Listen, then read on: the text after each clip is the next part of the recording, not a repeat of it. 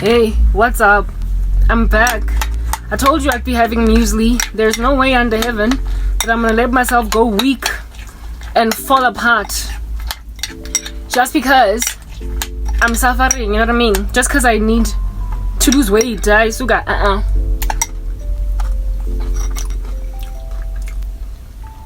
Delicious. Second part. In the previous part, I'm having that and some fruit. If I it will at least leave room for. See, the sun has set now. It'll make me eat less dinner. Yeah, but I can't let myself exercise with barely any food.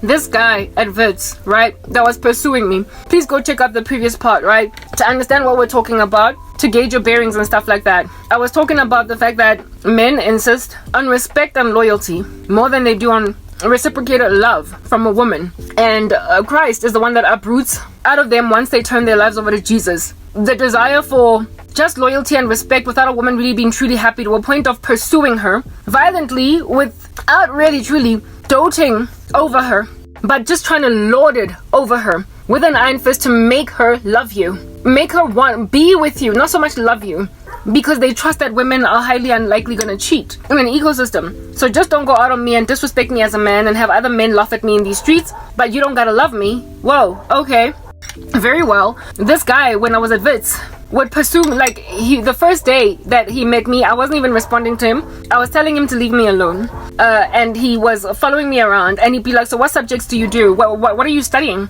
And I wouldn't even tell him because I wasn't trying to linger him on a conversation, for crying out loud, right?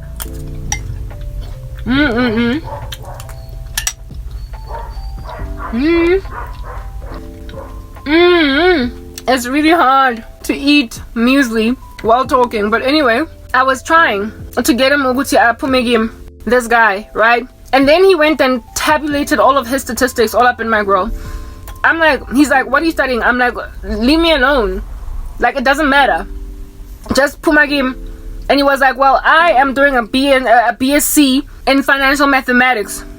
I could take care of you. One day I'm gonna make a whole bunch of money. I'm gonna be rich, don't you see? I'm in third year, and next year I've already been accepted into honors. I'm doing well, and I'm gonna get my first job next year, interning at a company. I'm here on scholarship, meaning that I did so well that my parents' money has been saved. Somebody else is paying for my fees. A company is paying for my fees. So you're basically turning down right now somebody that's gonna take good care of you. You're still in first year, right? Well, I'm gonna be doing honors next year while working. I'll pay for everything. I'll give you lunch money. I'll give you whatever you need. Like, your parents can relax. They can save money. If you let me come in, they can save money. They don't have to give you taxi fare. They don't have to give you anything. Put you on top of that. Next year, as soon as I'm working, I'm gonna get a car, so I'll drive you home.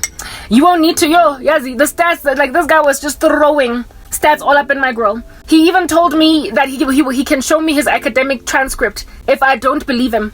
In other words, basically, the fact that he's not just a financial mathematics student, but one that is doing really well. As in, opasagadi 80, kadi 90. And so, proper, I have no business rejecting him. Yazi, this is Oki. I could not for the love of me believe that he was trying to get me to be with him based on what he was throwing around statistically. I could not believe that men like that actually exist. Like, guys that will shell at you, literally throwing money all up in your grill without actually trying to, love you, without actually trying to convince you that they are lovable.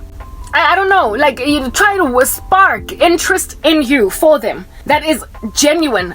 For the life of me, I couldn't believe it. This guy's out there telling me that he's in third year. Next year he's doing honors. He's gonna graduate almost practically magna cum laude. And all I could think was, how is such a genius, such an intelligent man, so dumb? How is such a genius so dumb? Like, proper, why haven't you gotten basic things? Like, you are emotionally and spiritually very immature. How under heaven are you? Maybe as that guy. Maybe when he was growing up, he was so rejected by women that when he entered into Wits on scholarship, the little girls in his town were like, whoo! Utaba Uya Jersey. I don't know.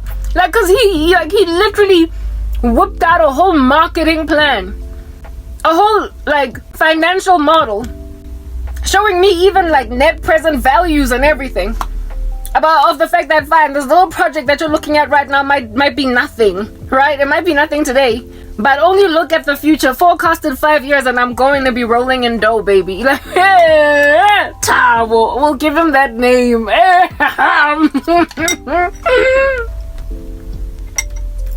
He was like the beginning of a concept in corporate. Not even so much of a project. Before a project is considered viable to take on, you know, there are all different kinds of financial exercises that must be performed to gauge the feasibility financially of this project.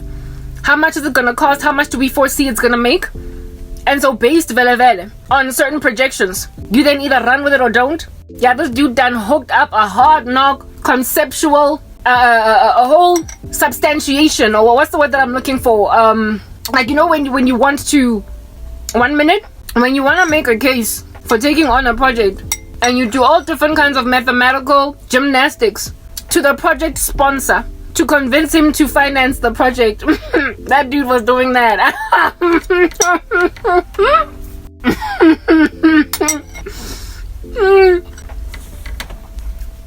To a woman,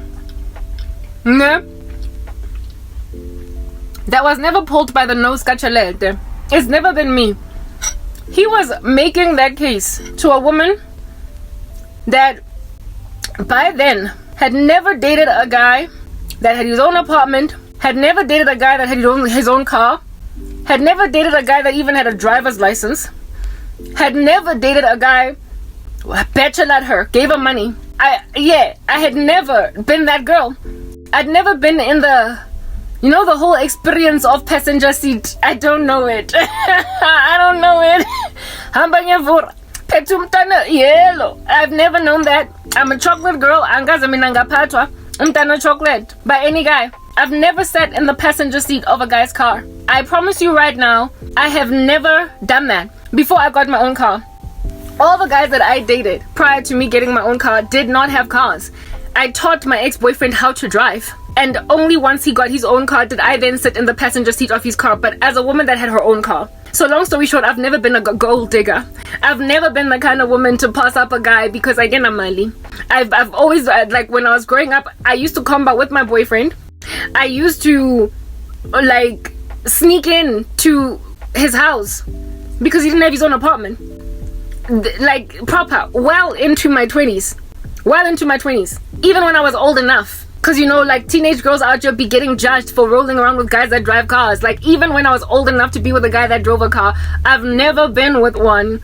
Like, my ex-boyfriend of 5 years was the one that I taught how to drive. So, before then, everybody was too serious. Everybody was walking. Everybody was comparing a pre. Everybody, I remember before I got my car, there was a time when I was in a taxi with my ex-boyfriend. Sick, I was vomiting. And I was lying on his lap, freaking out that the taxi driver is going to kick us out because I'm busy, I'm sick, I was vomiting. And I remember sitting before when he was the one comparing, while I was sitting on the pavement on the floor, unable to stand up straight. The way Nahusna Karagateng Umuntu mega kibela ma taxi nemedi ekula. Guys, I've never been a passenger. Petumtano yera soka ke bambona ki lutiko passenger seat ki pupile drinking some sweet alcohol. I've never been that girl.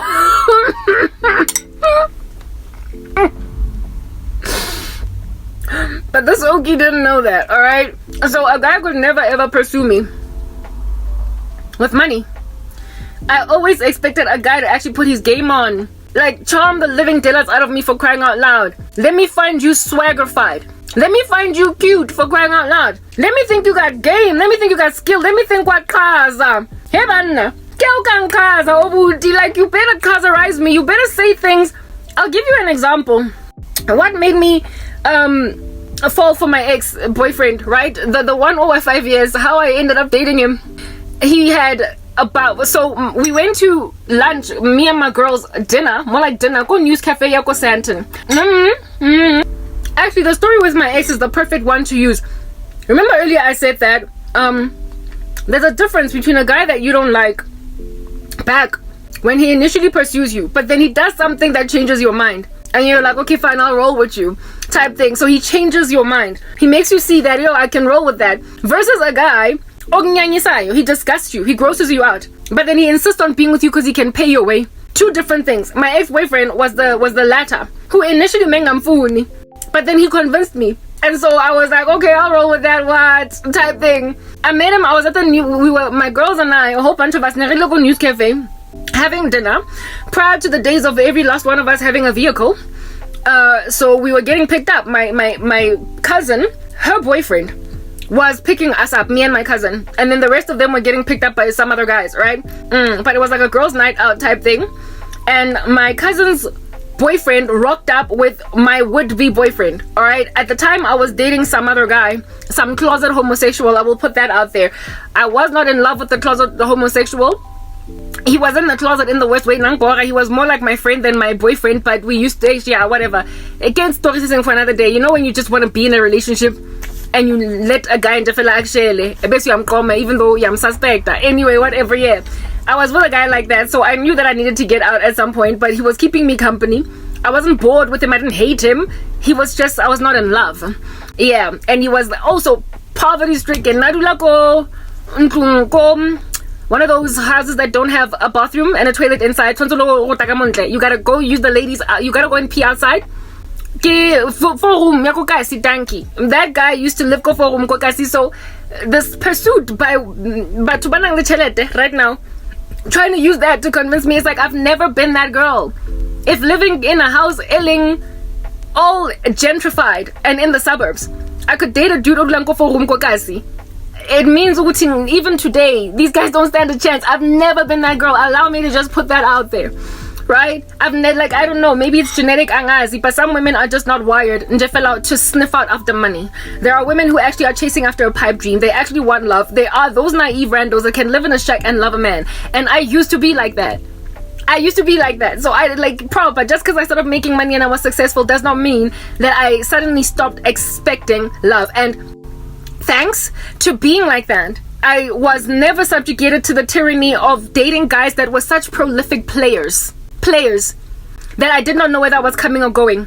I only heard horror stories in the wilderness about such women, but I was never among those girls. I've never dated a guy that was all over the show to a point where I was in danger, except for one dude. And even that one dude, the only reason I even ended up dating him was because I was playing around with him knowing that he's a player, and then I mistakenly fell in love, and so I stayed with him, but not for two. He pulled one stunt and I eventually got out of that. But otherwise, Self also didn't have a car. He was also living at home with his parents. He was just really hella charming, and so he prospered to win me over type thing. But I've never been given a salary and allowance by a guy ever. It's just this guy from the US was the first guy in my life ever. I promise you, and I was already 37. It took me getting to the age of 37 guys. Please, ngicela ningadlali ngami. Ngicela ukuthi ningangideleli la emgaqweni. Ngicela ukuthi respect nje. Please, can we just do that, guys? Yazini kutlwela ngumtela mo lifeng. Kyalikupa kyalengeng. Anyway, I don't want to so my ex, before how we met, how I ended up dating him, comes to my ex, my cousin's boyfriend comes to pick us up at the news cafe. All right. My cousin's boyfriend comes to pick us up at the news cafe. This lipstick is getting all over my hands. Comes to pick us up at the news cafe, but he comes with this guy, with my ex-boyfriend. I get their friends. Type establishment thing, and they were already somewhere where meziwa, angazi, whatever. It was all happening. It was happening somewhere. These Gen Zs call it lit. It was lit. They came from somewhere where it was lit. So he came with one of his boys, and one of his boys was the boy that would end up being my man type thing, right?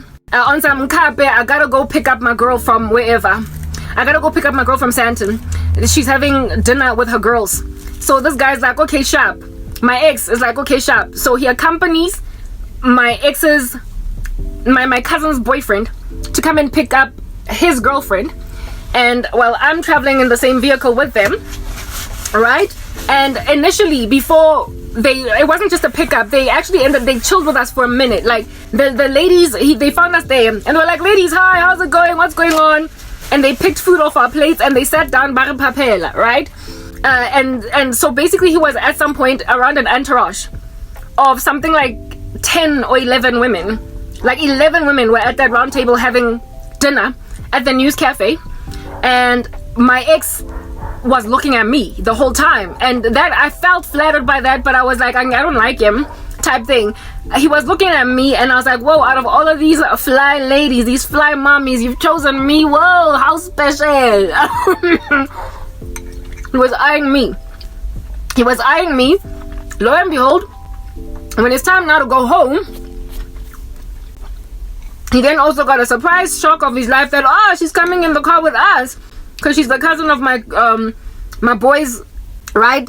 So I go in the car, and because he's a decent gentleman, my cousin was one of those passenger seat, so she was in the passenger seat of her man's car, and so therefore this guy had to move back, being decent, and sit at the back with me, because now Mary was here, so you don't get to sit in front and make the two girls sit at the back. So he sat at the back seat with me. Music is pumping, random whatever lackluster conversation is being had. He introduces me to himself. Look, I had already met him at the news cafe type thing, but then he starts to like spark up like conversation with me as I'm sitting back there, you know, and I'm humoring him because, you know, it's rude not to type thing. And I'm like, I work at this I work at Telly Show. Where was I at the time? Netbank. I work at Netbank in Braamfontein type thing at the call center there. He's like, oh, no way, get out. I also work at Liberty Life. It's like the same neighborhood type thing. I was like, oh, really? Oh, my uncle works there. Who's your uncle? ABC. Oh, no, snap, I know your uncle. Your uncle, you mean her dad? I'm like, yeah. My uncle, indeed, my cousin's dad. I'm like, yeah. Her dad works at Liberty Life. And my family has got like a whole history at Liberty Life. Like we've, you know, every one of us has worked there before we end up somewhere else type thing. So it's like a family business now, you know, and we laugh and say, so how long have you been working at Liberty Life? No, this long, and you at Netbank? No, this long. Oh, it's weird that we haven't seen each other around, but anyway, maybe we'll start seeing each other around. I was like, funny type thing. Anyway, so we were able to spark up a conversation. And then he tells me that he stays in what's that neighborhood that my ex stayed in? Yeah, that neighborhood. He's like, I live in this particular neighborhood. I'm like, oh, so where did you go to high school then? I realized that he lived in a neighborhood in the south of Johannesburg. And that's where I grew up, and that's also where I went to school. So the first automatic question that came to the top of my mind was, what school do you go to? What high school did you go to? If at all you live in this neighborhood, did you perhaps go to a high school in the hood, in the vicinity? And he's like, yeah, I went to Mondio High. I was like, get out of town. Do you know ABCDPQRSTUVWXYZ? Hashtag squiggly. The next door neighbor, minus cousin twice removed and whatnot from that other street, like proper. I was naming people. I didn't go to Mondio. But I knew a lot of people who did. Like I knew my friends from primary school who went to Mondio. I was like, do you know about it? Do you know this? Do you know that? Do you know this? Do you know that? And he was like, well, from where? What does she look like? Yeah, maybe. But then he didn't know all of them because my ex was 4 years older than me. So when we were in grade 8, he was in matric. So he didn't really know all of my girls. But I was like, do you know this? Do you know that? Do you know that? Anyway. And then, of course, after asking him what high school he went to, he was like, and you, what high school did you go to? And I'm like, I went to Sir John Adamson. Oh, no, please, speech lag, don't mess with me. I like my stories. I've got speech lag challenges right now. So after asking him what school he went to, he then is like, where did you go to school? I'm like, I went to Sir John Adamson. He's like, oh, whoa, no, wow, okay, wow, that's interesting. From what year? I told him that's when I told him my age. I was like, in grade 8, from 1998 until 2002. He was like, oh, okay. I would have been in matric when you first started out. I was like, oh, okay. Well, do you know my sister? And he knew my sister, my older sister. I was like, do you know my sister? He's like, yeah, I know your sister. Also, this girl, let's say my sister's name is Pinky. Oh, so you're Pinky's younger sister. I didn't even know Pinky had a sister. We used to party together and whatnot. I was like, yeah, I'm Pinky's sister. Type thing. He's like, oh, whoa, what a small world. So we basically hit it off in terms of a conversation, but I still didn't like him because I thought there was something about him that was, I will come to explain to you later when I tell you what my cousin said.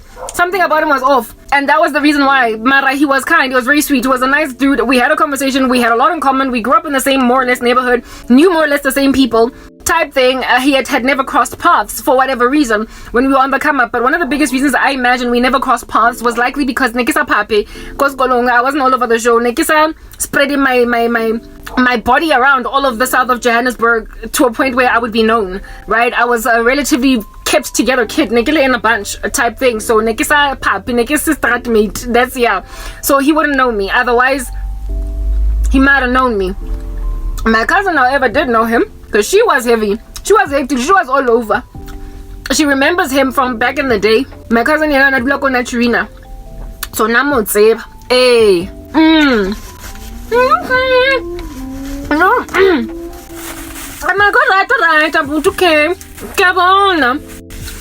They then got into a fight at some party. I was like, they will go there to do something. I can't even write song. Were they picking up a guy or what? And first, my cousin's boyfriend, to go and deal with this fight at some complex where some kids, we were all kids, I guess, were having a brawl. And then my cousin and I were like, hey, but these guys are having a fight. What's going on? And then my ex came, well, he wasn't at the time my boyfriend. The guy that would ultimately be my boyfriend comes back and he's like, hey, they're about to break out into a fight and I'm not interested. And I was like, oh, so at least you're not violent.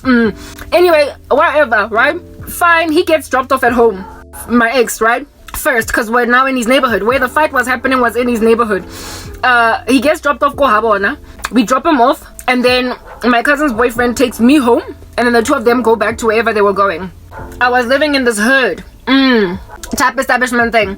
Next day my cousin calls me on some girl. You don't have to know that loves you, girl. I'm kidding. Okay, there was no song, but like she calls me. She's like, girl, let's say my ex's name was Cabello. She's like, girl, Cabello is feeling you. Cabello likes you. He has a crush on you. He thinks you're the cutest, you're the baddest. I'm like, oh, really? I could tell. But I'm not interested in him because something about him looks criminal. Like, that's what I told my friend, my cousin. I was like, only something girl.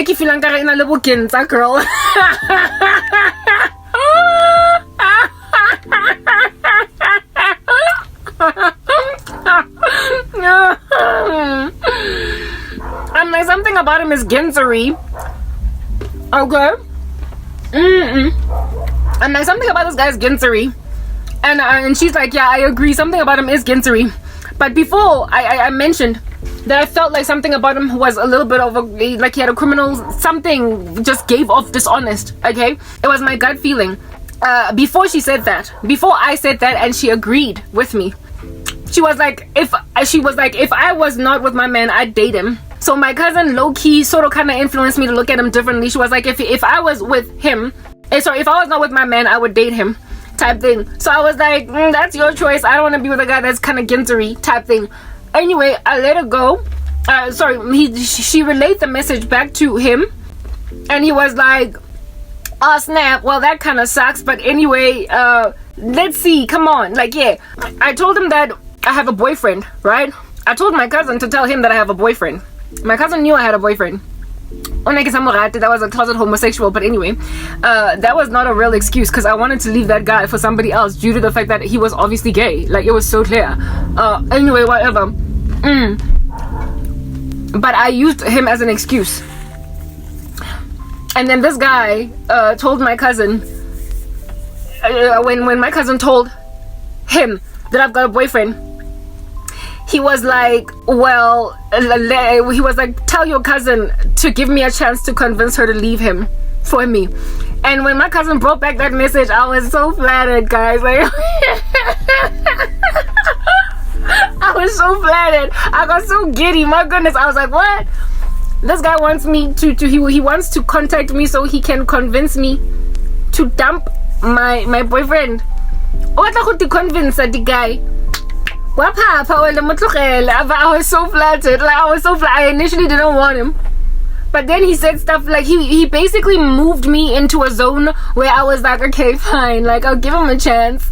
I found these little sneaky ghetto tactics really very attractive. I don't know. First, it was him saying that give your cousin my number to call me so I can convince her to basically leave that guy for me. And when he said that, I was like, ain't nobody ever said that to me. I got giddy, but I let it go. Alright? And then when my phone got lost, phone very entry-level boring phone, got lost. I don't know what happened to it. Like, when you party, sometimes phones go missing. Yeah, so my phone went missing, and this guy was still asking about me. I'm still in a relationship with a closet homosexual. Alright? And I would leave him any day. If at all a guy rocked up and convinced me, you know, that hey, this is it, because I wanted to be with a real man, not a somizi that's gonna put a baby in my stomach, and next thing, years down the line, I'm co-parenting like I'm palesa. I'm sorry, right? Yeah, type thing. So I was prepared to leave this gay guy, and I was gonna leave this gay guy, but I just wanted to be with someone. Plus, I didn't hate this gay guy. He was a friend of mine. We were close, but there was no love because he was obviously in the closet. Like, it was so clear. So for me, it was like, I'm not gonna leave my friend, you know, that I'm always spending my time with on the weekends, that keeps me busy. I don't hate him. I don't dislike him. I don't severely dislike him. I don't find him disgusting. I just find him gay. So I'm gonna hang out with my gay man every weekend. I needed, I was in a time in my life where I had to be in a relationship. Like, I just had to be in one. I don't know if you would understand what I'm talking about as a woman. Like, when you don't grow up validated or secure in yourself as a woman, and when you don't grow up with the right kind of counsel, advice, you feel once you start dating as a teenage girl going into your 20s that you basically need a guy to feel complete or whole or whatever, such that you cannot be single. From the moment I had my first boyfriend, I could not be single. I never had breaks between boyfriends. Like, it just never happened.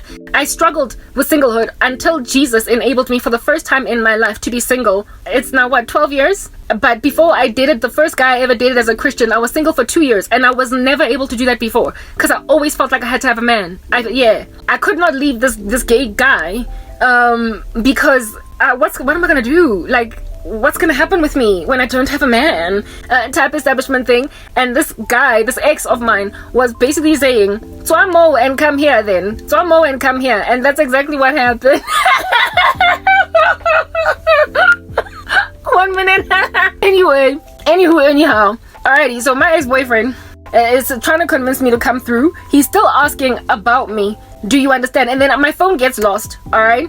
And with this phone of mine lost, this guy is busy still asking my cousin, what's going on with cousin Yao? Like, come on, let her talk to me, what's going on? I also was very intrigued by the pursuit, like the fact that he kept pushing. I was flattered by it, type thing. And my cousin was like, hey, Karabo, Kabelo is all up in my group, busy. He keeps asking me about you and what have you. And I'm like, I'm not interested. Besides, I don't even have a phone, you know? I don't even have a phone that he can call me on, type thing. She goes and relays a message to him on some, dude, you and this thing with my cousin, I can't just give you my cousin's number. The first time she was like, I can't give you her number if she doesn't want me to give you her number, because then she's going to feel bombarded by you. She's going to feel disrespected by the lack of respect for her wishes. 1 second. I wanted to touch up my lipstick. Anyway, she's going to feel bombarded by my disrespect of her wishes and come at me with a flying kick. So I gotta get her permission to give you her number. She gotta approve it. She gotta be cool with it, you know? So he was basically trying to get me to a point where I would agree to where I would agree for my cousin to give him my number, right? Type thing. But he kept on calling my cousin, kept on tapping on the shoulder of my cousin. He went out of his way to like basically ask my cousin, your cousin. He didn't even wait for my cousin, like, you know, waiting to bump into her somewhere and then being like, so where's Karabo, what's going on? He actively he called her, asked for permission from the boyfriend, can I call your girl so that I can get your girl to hook me up with her cousin?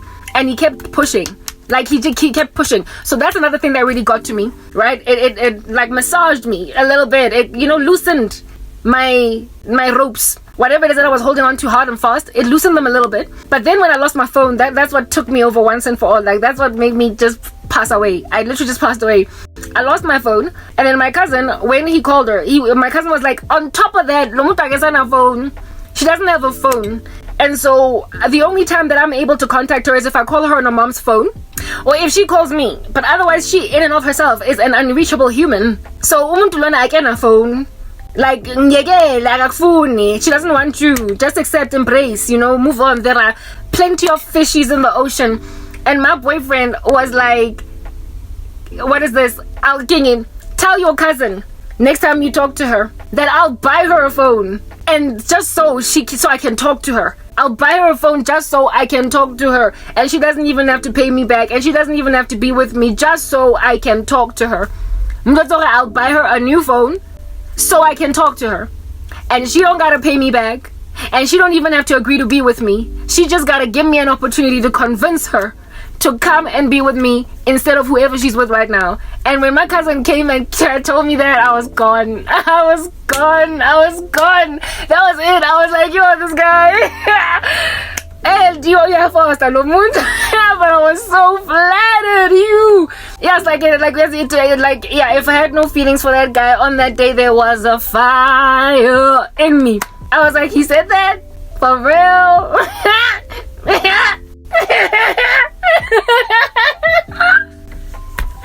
I was so flattered. But I still was like, that guy must relax. Desperate. He's dead. Like, tell him to chill out with the desperado stunts. But deep down inside, low-key, I was like, whoa, this guy, like what? Right? So I started thinking about him like all the time. Meanwhile, back at the ranch, the gay guy, D1, that guy will always be the most shocking the exit out of a relationship that I've ever experienced. Like, one time he came to my place and left his phone with me, by mistake, my mom's house where I was living, and left his phone by mistake with me. I don't even know who leaves their phone by mistake. Like, a phone is just something that is always on you, but nonetheless he left it with me by mistake, right? And he called me on some, babe, my phone is with you, please take care of it until next time I see you. Got public phone, back before when there were still public phones. Is that still a thing? The container public phone in Cassis? I don't know. Whatever, I'm like, fine, I'll hold on to your phone. Here it is, and I'm holding on to this phone, right? And before the battery dies, a phone call comes through, and I'm about to tell this phone call, this individual has left their phone with me, so please call them on their sister's phone or the mom's phone. Because, like, this phone is with me for I don't know how long. Right? So I answered the phone to basically relay that message, and there's some chick on the other side. I was like, Lomutlona is gay, he's homosexual, guys, it's clear. He's got another girl. She was like, let's say his name was Rainbow because he belonged to the rainbow community. They took our rainbow. The rainbow belongs to Jesus. Anyway, whatever. This guy, Rainbow, this chick is like, Rainbow ke monna wa ka. Ke pregnant, ke 5 months pregnant, ke ngwana Rainbow. I was like, what? I was like, I'm sorry, this is my ticket. I wasn't in love with that guy. I was feeling guilty. I knew I was gonna leave him one day, but he was my friend, and I didn't want to hurt him. But I wanted a way out somehow. I answered the phone, and some woman told me that Rainbow is her man, and that she's 5 months pregnant with Rainbow's child. I was like, like, proper, what in the world? He's gay. Like, can you be so gay that can you be so closeted as a gay man that you would hurt Imediako with another woman just to prove that you can play women even though you're in the closet? You know what convinced me that this guy was in the closet? The fact that he was struggling in that regard, if you know what I mean. Like, he was struggling to arise to the occasion, if you know what I mean. And at some point I thought, maybe I'm not attractive. There was something wrong with the crank. Like, I don't know. What's going on? But this guy, his struggles were just like out of this world. And over and above his struggles, arriving to the occasion, he also was very effeminate. He had the mannerisms alongside struggling to get ready, So I was like, I know Mina busy, no, so busy. Keep busy, so busy, guys. Keep busy, so busy. My life thing. I was convinced I was with so busy. He was in denial about it. He also told me that many people suspected him of it in his life circle. They suspected him of being in the closet, but but that he wasn't. He claimed that he was a completely hot-blooded heterosexual man, and type thing. And I'm like, hot-blooded heterosexual guy, I'm only like 21, so basically I'm at the hottest I've ever been in my life right now, and you can't see nothing hot about me in that regard. Guy, how in the world you gonna make out with a woman for 3 hours and still not get there? I'm sorry, like, no way. I was like, that guy is in the closet. He's in the closet. And I was shocked out of my mind. I was like, you impregnated a woman? Umichi sita boy. Kanjani when you struggle with me. This woman was like, Rainbow Kimunaka. Rainbow is my husband, and he is what is this? And I'm 5 months pregnant with his baby, and I was like, as in, I'm sorry, like, I don't care if this is true or not. Bottom line is, I always want it out. I don't want to be with a man that I can't do what I need to do with, and on top of that, I don't want to be with a guy that is not attracted to me. I also don't want to be with a guy that I am suspicious of, because plus I'm not in love, right? I was not in love with him, and the thing that made it impossible for me to love him was because he was so much like a girl. He was so effeminate. He was not masculine enough, and so it made it really hard for me to fall in love. Now he was a really cute guy, and that's what made me date him in the first place, but he was too much of a girl for me to fall in love with him. And so when I got that phone call, I was like, okay, you can keep your baby daddy, girl, like, proper, all the best in the future. I hope you have a healthy delivery. When he comes here to get his phone, I suppose I shall let him know that you called. Lo and behold, that same night he calls me, and I'm like, girlfriend, now in phone I got pregnant 5 months. Your girlfriend called me saying that she's 5 months pregnant with your baby, and he was like, oh, she's lying. I was like, dude, it's fine. No need to argue. It's over. Come get your phone when you're ready, but this is done. We're finished. Like, it's over. He was like, oh, I'm not a baby. I was like, guy, it's over. I'm not a baby, because he had these mannerisms and his voice was not even fully broken. I'm not a baby. Baby, come on, man. You know you're my girl. Chill, dog. Yeah, I am your girl, more like your bosom buddy, BFF, but I'm not your girl in that, heterosexual romantic sense. I'm sorry. Bye.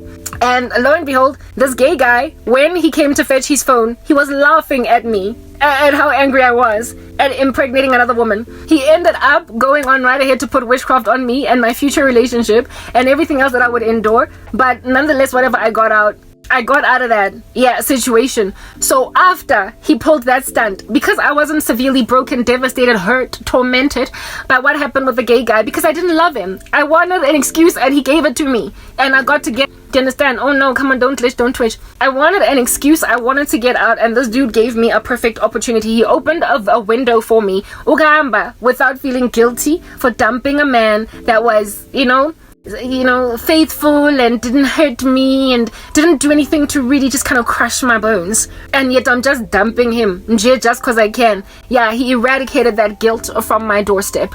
He is the one that made the first infraction, and when he committed the first infraction, I fled. I did not allow him an opportunity to apologize, nothing, because I was like, this is my chance. And indeed, he laughed at me like I was throwing my toys out the cot. Anyway, whatever. Moving on, he tried to come back, because that's the thing about a closet homosexual. The woman that they were able to get along with most and hang out with, and so therefore have a convincing relationship with, they will always try to come back to them so as to convince the world that he's straight. The one that he could really truly be a friend with, instead of a real lover, and just because she helps his acting along. His Emmy nomination is due thanks to her, and I was helpful to this guy's Oscar performance as being a straight guy. I was not about to go giving Somizi a baby, realizing, oh snap, I'm pregnant by a man that likes men. I know that was not going to be my story, so I knew that if I had forgiven him and continued with what I was doing with him, he was going to continue to use me as an Oscar performance, and so I fled. But I also fled thinking at the back of my mind about this guy that I'm crushing on, this persistent, right, that is out there in these streets, like trying to talk to me to help me understand why I gotta be with him and not the other guy. I found that boldness, that bravado, that forceful role. I was very drawn to it. I was attracted to it. It was a pursuit, and I loved it. I loved that he pursued me so hotly and so effervescently. and was so confident in so doing it as well, to a point where I was like, I'm sorry. And again, remember, I was dating a closet homosexual. This guy was a man, my ex, that is, or that would ultimately be the 5-year guy. He was a man in a way that this other guy wasn't, and I was robbed of a patriarchal, true, presence in my life. I was robbed of manhood because I was dating a closet homosexual for 8 to 9 months, and I was emptied or robbed from a man's voice, a man's ways, a man's walk, a man's insistence, a man who really wants a woman, like a woman, you know what I mean? And when my ex was pursuing me like that, I was like, it's been a drought up in this monster. It's a whole drag, it's like, when my ex rocked up, it's like I was the equivalent of a girl that's been in an all-girls boarding school and seen nothing but girls for 5 years, and then next thing she goes to university, and on campus, it's like, whoa, I went crazy because my ex was a man in a way that other guy wasn't, and it worked in his favor. Coupled with how strongly he pursued me. No guy has ever pursued me like that before. Like the guy was 5 years. I guess that's why he lasted as long as he did in my life. No man has ever gone to such great lengths to get me, right? And so I finally, this time around, after I broke up with that guy, I contacted my cousin, and I was like, since I'm busy oily, I'm all up in my girl trying to holla at me. And she's like, yeah, he is. He's still trying to get with you. I was like, you can finally give him my number. At this stage, I had gotten a new phone myself. I did not, insist that he buy me one. I bought my own phone, and with a new SIM card and everything. I was like, this is my cousin knew my number. I'd done a SIM swap, right? I was like, you can give him my number. I bought a phone type thing. It's cool. And then he called me, guys, within the same day, y'all. The same day. He called me the same day. He did not wait until the next day. I didn't wait 3 days for, no. It's like my cousin delivered the message to him. And as soon as my cousin delivered the message, I got the call. And we spoke all night. We spoke all night. First date, spent all day together. And the rest is history from there. Fell hard and fast for him. He was able to convince me to come in. So initially, I didn't like him. I didn't want him for reasons that, frankly, I should have actually listened to my gut feeling concerning. But he was able to convince me. And that's the difference between a man that rocks up, pursues you. Initially, you don't want him, but then he creates a very compelling argument. He makes it possible for you to see where he's coming from. My ex wore what I imagined a swagger, like he intrigued me, he interested me, he created in me a desire for him. I found what he did fantastic. He was phenomenal. I loved it. I don't even know what word to use. What is the English equivalent of the kaza word? He had, I don't know, what in the world? I'm sorry. He convinced me. I don't know what good kaza is. He was impressive. That's it. He changed my mind. He was a kazaran guy. I found it to be incredibly vested with swagger, what he did. And so I thought it was cool. And then when we went on the first date, he was everything, I guess, I kind of needed. He was funny. He was all these things. He had many stories for days, and I can sit and listen to a person talk for all day if they're very interesting.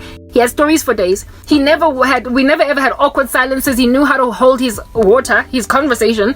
Top of that, what is this? He was the flower buying type, and that was my first time ever being with a guy like that. He was the flower, candy buying, romantic teddy bears type thing.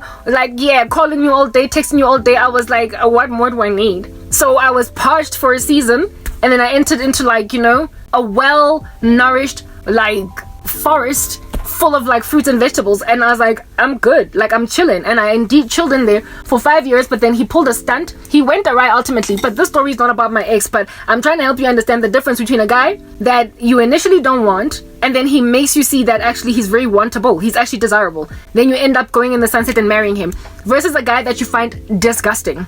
The one at Wits, he was disgusting. Why was he disgusting? Because of how he pursued me. First of all, he kept on telling me he's got all this money.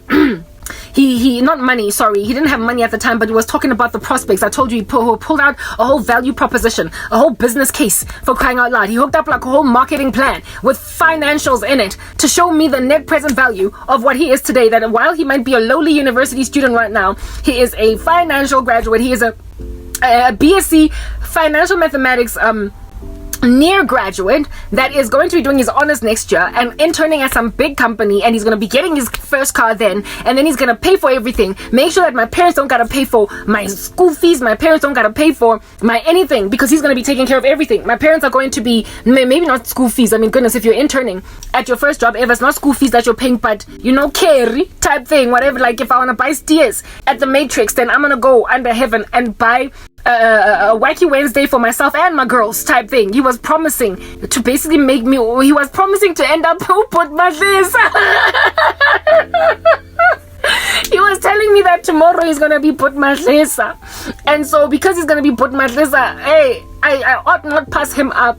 That was his initial strategy. And I found it tactless that he was basically throwing money at me on some, I don't care lady if you don't love me, but I can love you. It's like, have you no regard for the fact that I don't want you? Why are you not, just like with my ex-boyfriend that I just explained right now, why aren't you trying to get me to love you? Why aren't you trying to get me to look at you with regard? Why aren't you trying to get me to see where you're coming from? Like, charm the living daylights out of me. Convince me that I should be with you. Change the mind of a woman that was under normal circumstances not even trying to holler at you. She was not even trying to look at you. But now I'm looking at you because what cause? There's something that you've done that has impressed me.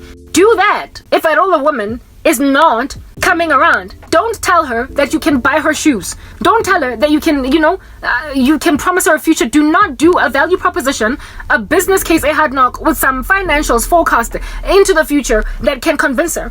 Why under heaven she should be with you? Instead of you just putting your A game, like your swagger, the game, the thing that you do. Like, there was this guy, for instance, at Wits that I was very close friends with. Also ended up breaking my heart, right?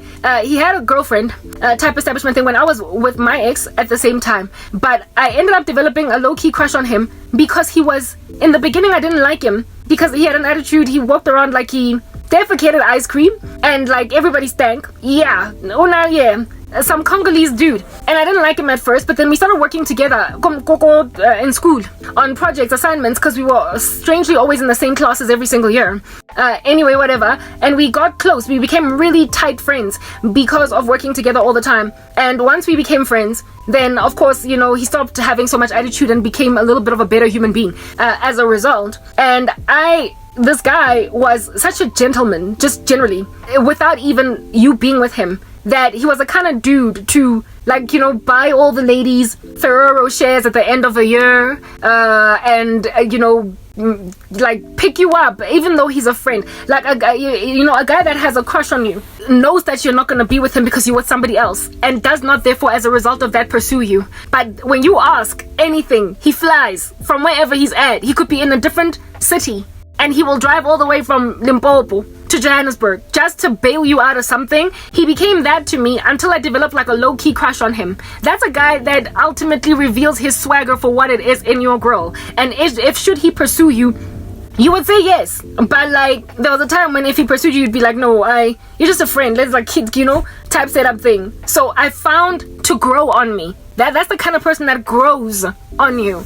Thank you very much. Because he showed himself worth your while to gaze upon. Versus one that is promising you the sun, the moon, and the world to finance you, and you don't gotta love him, just let him be in your life. Random rubbish. And unfortunately my poverty has subjugated me to the tyranny of men like those. The one Rokovitz not only gave me these rap sheets, right, but as time progressed, because he kept on, this pursuit happened for something like 3 to 4 months, guys, every single day, almost every day. There were days when I did manage to escape from him, right, and it got exhausting, and it got so bad that I wanted to tell on him. I wanted to go to the dean of the maths faculty and talk to him on one of your students is harassing me on campus, and I'm scared now because I feel like he might even rape me if he found me in a conspicuous enough space because of how he started to talk to me. So he started out by first tabulating how successful he's gonna be in a minute to what he would do to me physically. So he graduated from talking about money, realizing that money is not going to work on me, and then was like, okay, I'm going to try a different strategy. So I'm going to talk about my abilities in bed. He started to describe to me things like I would be walking from wherever I'm at. I'm walking really fast. He's literally running with me. And he keeps on saying things to me that are so licentious, lewd, sexually, just very provocative, rhetoric, pornographic talk, describing what he's going to do to what parts of my body and how he's going to use what parts of his body to do what to me, and it was just so pornographic, the description of what he would do, that I felt like one day this guy could actually rape me if he finds me, like I said, in a conspicuous enough environment. And some days I would leave school like about 6:30, basically bordering on the sun setting. I gotta walk to Bree, across Mandela Bridge to get to the taxi so I can get to Vilgehevel. And sometimes by the time you get to the taxi rank, it's kind of dark. And there are exams that go with exams. Some of them you would write them since they would want to, they would set exams for students across different blocks, sections, right? We would write them after all lectures have finished. So 5:45, it was possible for students at Wits to start writing an exam at the end of the day. Go Flower Hall or Hall 29 or whatever at the end of a day, guys. And so the students that did not have their own cars or parents picking them up, sometimes you would find them in their numbers bunching together to walk to Bree, to taxi ranks, basically. Busihubo, K7, exam that starts at 5:45, ending at 6:30. And so you are literally on a Mandela Bridge when the sun is setting. And you got a Juanta. Thankfully, it's downtown Joburg, so it's still quite busy. And there are also employees at corporates around, like Liberty Life staff, whatever, that are also using taxi. So you're not alone. And other students are also in the space, but it's still dark. But however, on campus, it's practically empty. On campus, it is practically empty. People have gone to their residences if they live on campus, or they've left, they've gone home. And so you could walk a whole stretch all by yourself as a woman until you get to the end, to the outside, where now it's bustling Johannesburg. And that is how this guy sometimes used to catch me. And I was worried that if it gets dark enough after an exam, go Hall 20, especially go Hall 29, which is all the way quite deep buried in East West Campus. Flower Hall nearly better because there was like an exit not far from it, and you could be outside very quickly. But Hall 29 was like literally buried in, like, it was deep, it was far. And you had to walk quite a distance to get to any reasonable exit out of the university from out of Hall 29. And if you're not walking with other students, you would feel really out of place. I felt so scared. I felt so scared, right? Because of that guy. He would wait, guys. He would wait for me and find me. And some days the sun was already setting, especially ka winter. I told you he did this for about a 4-month period. And I would feel like he's gonna rape me, to a point where I wanted to report him to the school, right, to his faculty, and say, like, I like this guy. I knew his name. I didn't know his surname. I was gonna use nothing but his name. I knew that if I had asked for a student card to see his name and surname, he would have been suspicious. I was gonna report him on one of your students is harassing me, and he is speaking licentious things to me, and I'm scared for my life. Please do something, like discipline him or whatever. But by the miracle of God, somehow one day it just stopped. One day it stopped. He left me alone. But I was on the verge of gumpaisa to the faculty. It got there because he started to become very pornographic in his descriptions of what under heaven it is that he was going to do to me physically. That was a man that was desperate to be with a woman that did not want him, and it was because of his switch off conversation to a very pornographic tone that I then started to get very disgusted with him. I was grossed out, and I started to tell him, leave me alone. And one day he got to me so badly that I basically almost cried, and I think that's what made him be like, let me move, and